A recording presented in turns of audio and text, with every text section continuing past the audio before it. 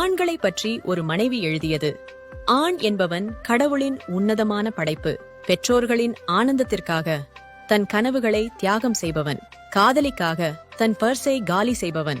மனைவி குழந்தைகளுக்காக அயராது உழைப்பவன். இந்த போராட்டங்களுக்கு இடையில் மனைவி, தாய், முதலாளிகளின் திட்டுகளை வாங்கி தாங்கிக் கொண்டே ஓடுபவன்.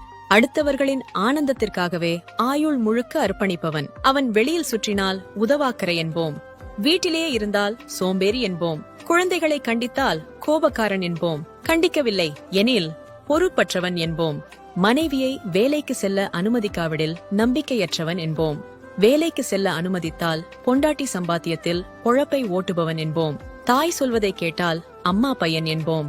மனைவி சொல்வதை கேட்டால் பொண்டாட்டி தாசன் என்போம். ஆண்களின் உலகம் தியாகங்களாலும் வியர்வையாலும் சூழப்பட்டது. இதனை பகிர்ந்து ஆண்களுக்கு புன்னகையையும் பெண்களுக்கு புரிதலையும் ஏற்படுத்தலாம்.